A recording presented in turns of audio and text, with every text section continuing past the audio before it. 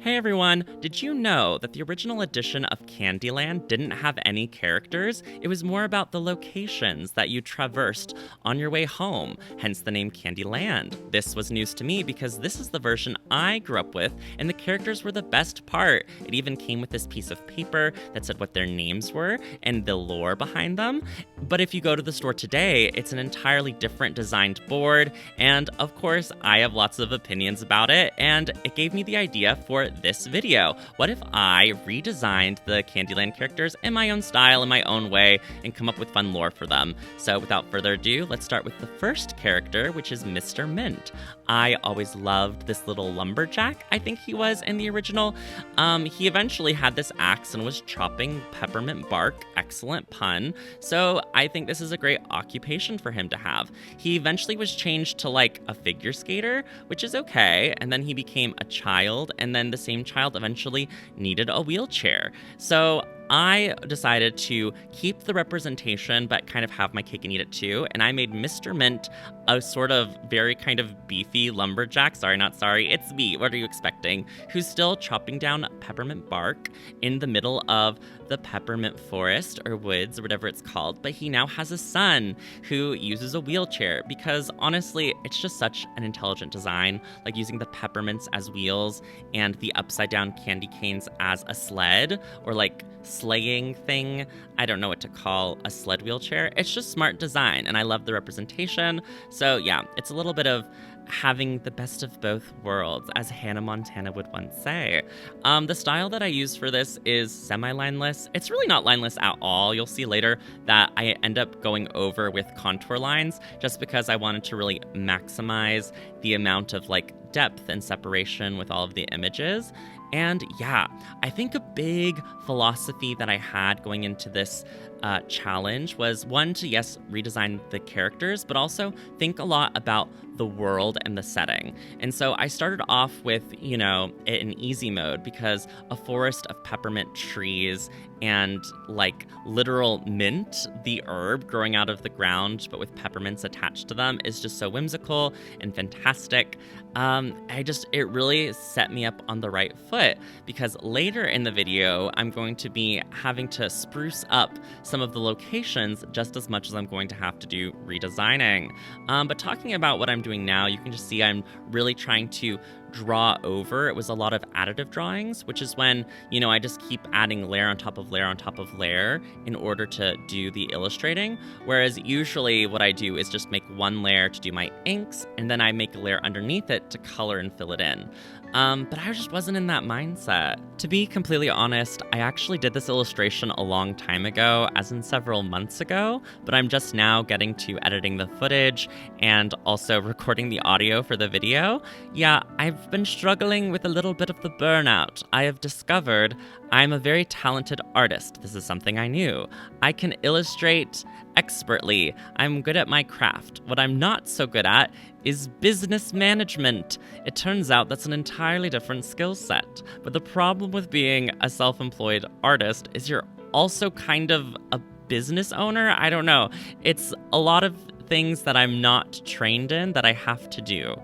I'm still learning the balance and juggling it, which brings us to our next character, I guess? Queen Frostine. That felt like a very hard pivot, but what do you want from me? Queen Frostine is iconic because she's so high femme, she has a magical scepter. However, I feel personally robbed because I grew up with the Ice Cream Sea, and in the original board game, it was called the Ice Cream Floats. I don't know if this is a pun or if it's wordplay, but whatever it is the coolest, most wonderful thing in the world. Because as the character has progressed, she has become more and more associated with ice, and I understand that temptation, game designers at Hasbro, I don't know if it's Hasbro, whoever owns Candyland, because you're like, oh, ice cream, Winter Wonderland. No, as I just said, the Winter Wonderland area is the candy cane forest. The whole point of Candyland is that all of the areas need to be as different from each other as possible, so we can have maximum amount of fantasies. And what makes the ice cream float so great is because you eat ice cream in the summertime, and you can even have the tagline, Queen Frostine, she's the mermaid princess who lives on the ice cream floats, where it's always summer and the ice cream never melts. See, that's great branding. You can use that for free, and it just makes more sense. You eat candy canes at Christmas time, which is in the winter. And also, I love the idea of an ocean of cola. Like, what a wonderful thing. Just look at that visualization. I feel like I'm in a Coca-Cola commercial in front of the movie theaters right now. That's just the vibe I want in my Candyland. Yeah, not much to say. I mean, yes, I made her a mermaid, but it's because I wanted to give her more aquatic elements and just get away from this temptation of making her ice-like, you know, have her be different, have her be a mermaid. It's a really great concept. I feel so smart, but I kept her see-through hair because I felt like that was the most iconic and important thing about her.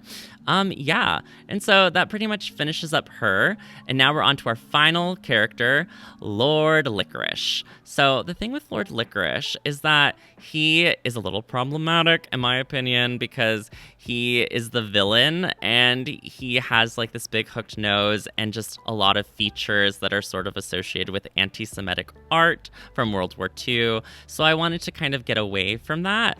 I still wanted him to have a prominent nose because people have big noses. It's a thing. But he is no longer a villain in my version. He's a really cool cowboy, and he lives in like an Arizona desert.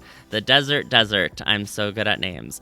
And there's licorice, cacti. I made them green licorice, and then there aren't tumbleweeds, but like the bushes are gumdrops because that just felt very Candyland. And he still has his beautiful licorice locks for his hair, and he doesn't have his face yet, but trust me, I still give him a nice prominent nose. But there's no need for, you know, a horrifying villain in Candyland. That's just like not the point of the game. You're drawing cards and you're going the number of colors on the cards. He can just be a cool cowboy. There's no need for... The whole point is the antagonism is you're lost in Candyland and you're trying to get home or to the castle. That's the point. Don't overcomplicate it. Yeah, it was really fun working on these cactuses and using this very lineless style. The Arizona, like Monument Valley. Is Monument Valley even in Arizona? I don't know anything about geography. Was really cool to do. I love those really deep mountains, and I just sort of put frosting and little cherries on top, which is reminiscent of the board game I grew up with. There were always like that kind of ice creamy stuff on top of the castle, and yeah, it just made it look more like dessert. Who knows what the sand is, but it's probably edible because, yes, I'm adding those lines, and then I'm adding that delicious looking frosting. It's also very Scooby-Doo. I don't know why. Yeah, anyway, this is the finished illustration after I add that beautiful border. I really enjoyed this process, even though I was burnt out, and I'm still trying to recover from that. It was nice to not do every single, you know, Candyland character, because originally I thought, oh, I have to redesign all of them. No, Nathan, just be so chill. I'm allowed to be so chill and just redesign a couple of the characters. And if you want me to design more, it can be in a different video. So comment down below your favorite of the three. What do you think about my whole philosophy that, you know, the Candylands, you know, sections of Candyland need to be very different? Let me know your hot takes. Do you have any vehement disagreements? Comment down below. Please consider liking and subscribing. And if you really want to support the channel, check me out on Patreon, link down below, where for just $4, you can have your name in the end credits. And speaking of end credits, here they are now.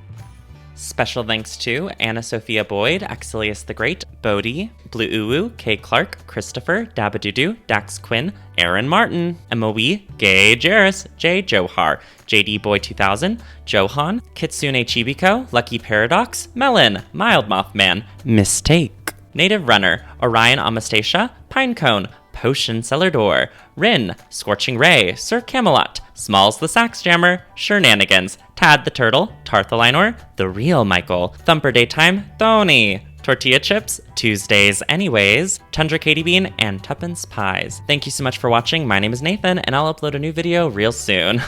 Bye!